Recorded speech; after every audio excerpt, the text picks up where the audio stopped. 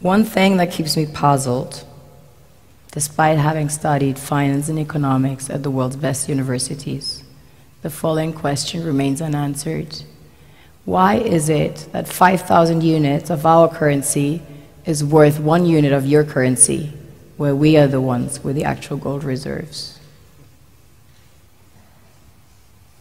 It's quite evident that the aid is in fact not coming from the West to Africa, but from Africa to the Western world. The Western world depends on Africa in every possible way, since alternative resources are scarce out here. So how does the West ensure that the free aid keeps coming? By systematically destabilizing the wealthiest African nations and their systems, and all that backed by huge PR campaigns, leaving the entire world under the impression that Africa is poor and dying and merely surviving on the mercy of the West.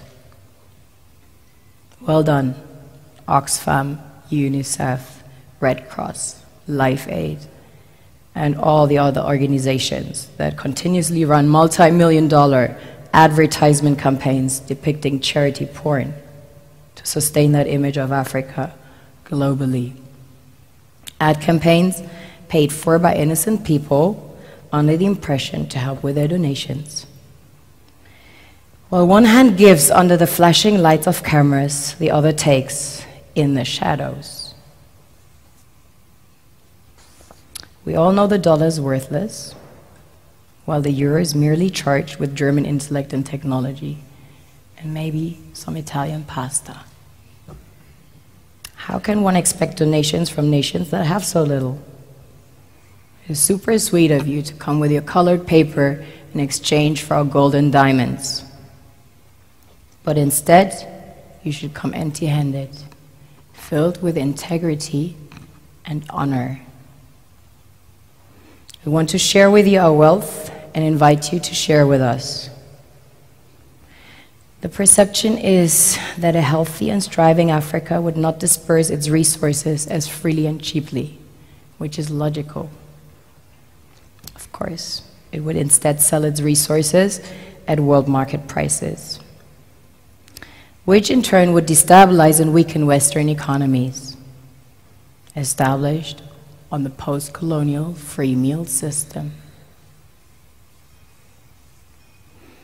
Last year, the IMF reports that 6 out of 10 of the world's fastest growing economies are in Africa, measured by their GDP growth.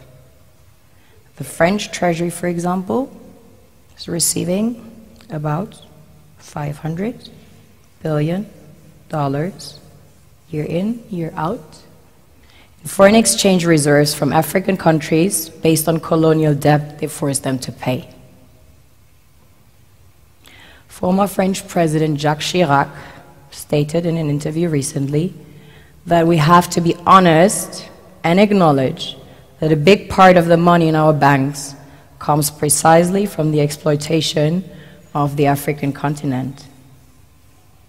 In 2008, he stated that without Africa, France will slide down in the rank of a third world power.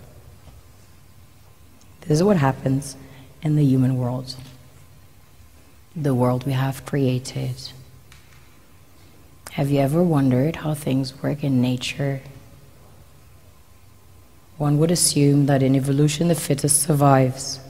However, in nature, any species that is overhunting, overexploiting the resources they depend on as nourishment, natural selection would sooner or later take the predator out, because it offsets the balance.